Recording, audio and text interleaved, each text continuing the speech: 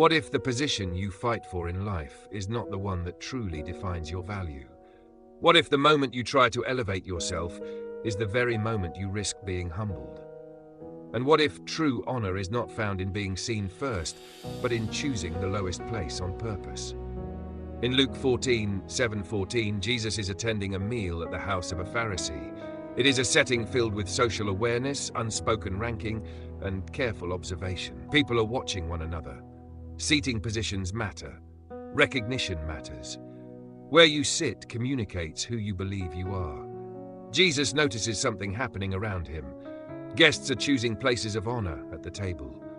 There is movement, subtle competition, and quiet self-promotion expressed through seating choices. So he tells a parable, but it is not a distant story. It is a direct reflection of what is happening in front of him. When someone invites you to a wedding feast, Jesus says, do not take the place of honor, for a person more distinguished than you may have been invited. This is not just social advice. It is a deeper spiritual principle wrapped in everyday imagery. Jesus is not only talking about seating arrangements.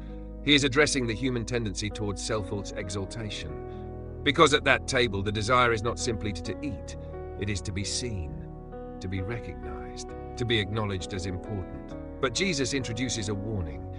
If you assume a high position and someone more significant arrives, you may be asked to move down. And that moment of public repositioning becomes a form of humiliation. What seemed like elevation becomes exposure.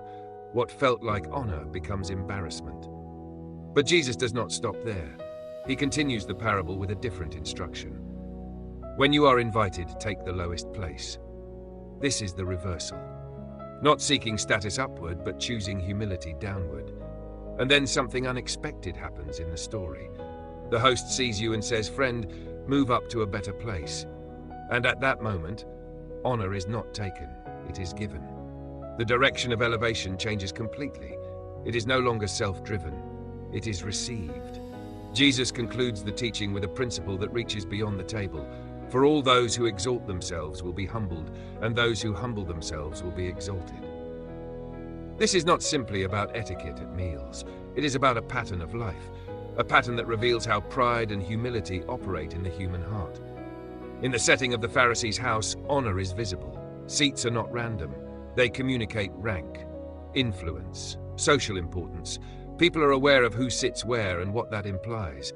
But Jesus shifts the focus away from external positioning to internal posture. Because the real issue is not where a person sits. It is why they chose that place in the first place. There is a subtle tension in this passage. On one hand, it is a practical observation about social behavior. On the other hand, it is a spiritual diagnosis of ambition, insecurity, and self-perception. Jesus is not condemning celebration or invitation. He is revealing how easily human pride can enter even sacred spaces. The pursuit of honor is not always obvious. Sometimes it is disguised as awareness. Sometimes it appears as confidence. Sometimes it is hidden behind the desire to be recognized or valued. But at its core, it is often about control over perception. The parable challenges that instinct, because choosing the lowest place is not natural to human pride. It requires intentional humility. It requires releasing the need to be seen in a certain way. It requires trust that honor, if it is real, does not need to be taken. It will be given. Jesus then expands the teaching beyond social behavior and addresses the host directly.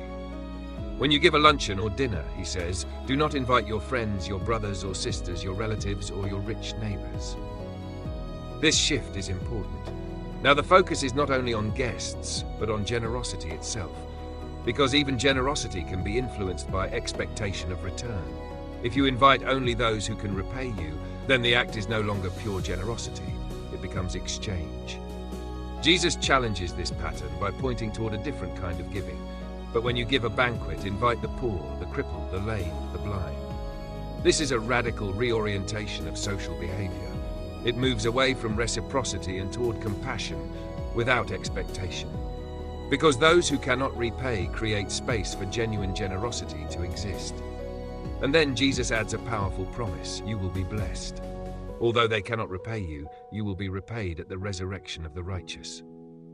This introduces a different economy altogether. An economy not based on immediate return, but on divine recognition, not based on social exchange, but on eternal value. The teaching connects two themes: humility in position and purity in generosity. Both require letting go of human systems of recognition. Both require trust that God sees differently than people do. In the culture of the time, honor and shame were deeply embedded social structures. Seating positions, invitations, and associations carried significant meaning. Where you were placed reflected how others viewed your importance. But Jesus introduces a kingdom perspective that redefines importance entirely. Importance is not determined by position at the table. It is determined by posture of the heart. Humility becomes the pathway to true honor. Not self-demotion for attention, but sincere lowering of oneself without concern for recognition. This is where the parable becomes deeply countercultural, because most systems reward visible elevation. But Jesus points to invisible positioning first, and then visible elevation, if it comes, is received rather than pursued. There is also a deeper psychological layer in this teaching. The desire to sit in a higher place often comes from insecurity or comparison. People look around and evaluate where they stand in relation to others. But Jesus removes comparison from the center and replaces it with trust. Trust that your place does not need to be secured by competition. Trust that recognition does not need to be taken. Trust that honor, when appropriate, will be given without manipulation. The instruction to take the lowest place is not about self-degradation.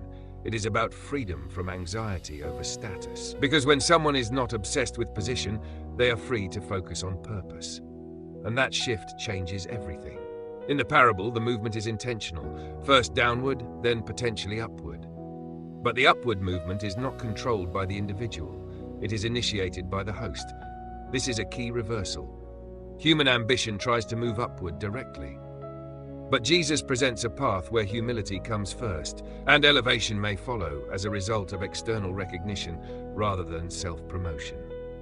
The host in the story becomes a symbol of divine recognition, because in the broader teaching, it is God who ultimately lifts up the humble. The final statement of Jesus summarizes the entire principle: those who exalt themselves will be humbled, and those who humble themselves will be exalted. This is not a threat, it is a pattern, a principle embedded in the structure of spiritual reality. Self-exaltation leads to instability because it depends on external validation. Humility leads to stability because it rests in internal alignment. One is fragile, the other is grounded. The parable does not reject honor itself. It redefines how honor is received. True honor is not grasped, it is granted. And that changes how a person lives in every environment. It affects how they enter rooms, how they respond to recognition, how they treat others, how they view themselves. Because if honor is not something to be taken, then there is no need for competition. And if humility is not weakness, but alignment, then it becomes strength. Jesus is not teaching people to think less of themselves. He is teaching them not to be consumed with positioning themselves above others. There is a freedom in that teaching that is often overlooked. Freedom from comparison. Freedom from anxiety about recognition. Freedom from constant self-promotion. And freedom to simply occupy the place assigned without striving to appear greater. In that freedom, attention shifts away from status and toward purpose, and relationships become less transactional and more genuine.